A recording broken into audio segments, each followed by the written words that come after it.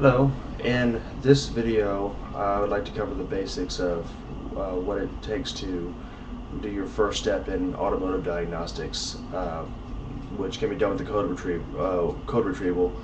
And right here I have what's known as an OBD2 auto scanner, and these can be loaned out from an AutoZone. This is also what most AutoZones use to do a free code retrieval service.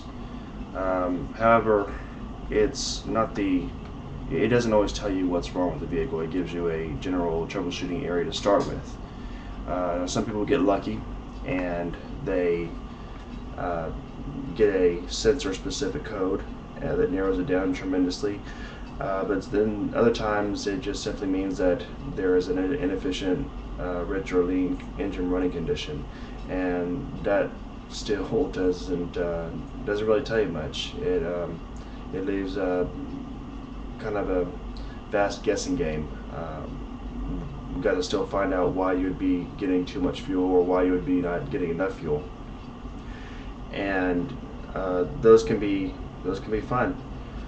But anyway, these have a place for a battery.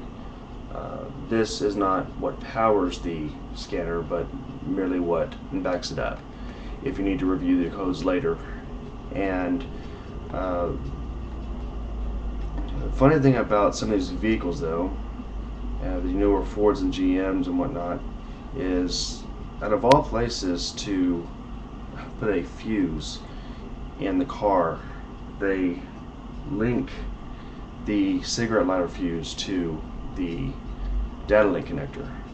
So if you use your cigarette lighter a lot for cell phone charging or whatnot, or if there's something that you do to it, or if you may not even realize it, if the cigarette lighter is not working in your vehicle, you're not going to get code retrieval at all. It's not going to power this thing up right here. That's what the function, the cigarette lighter and the data link connector are on the same circuit. So if you're trying to put a battery in here thinking it's going to power on and get codes out of here, it's not going to work.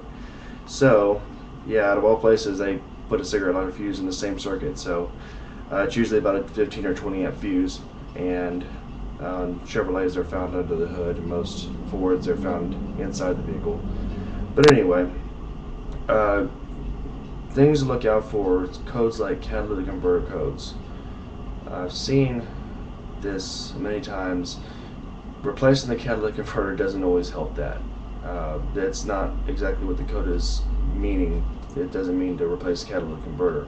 If you look closely or read the whole, consider all options, it means that there is a failure in another system in the engine running condition, or there is a catalyst inefficiency due to a possible misfire or fuel condition, possible O2 sensor that's off. Some cases they get weak and they may cause this.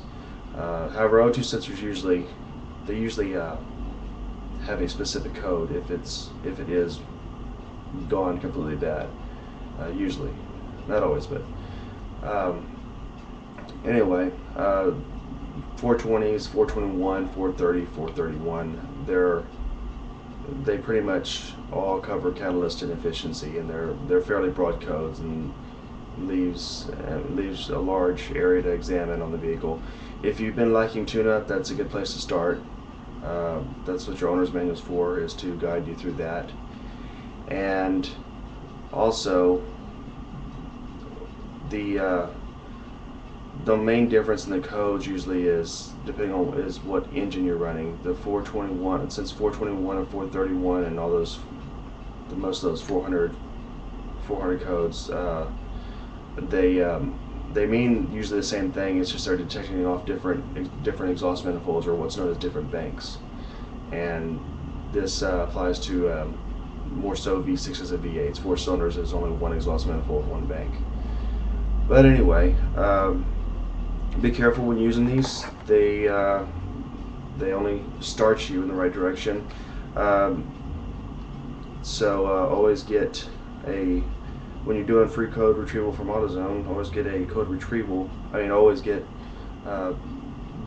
lists will print out for manufacturer specific checklists on that, and then from there, just hopefully find someone who knows a little bit about it and whatnot, and because they can be, even the list can be confusing, and has a lot of jargon, and not knowing what sensor to find or whatever. That's what repair manuals for.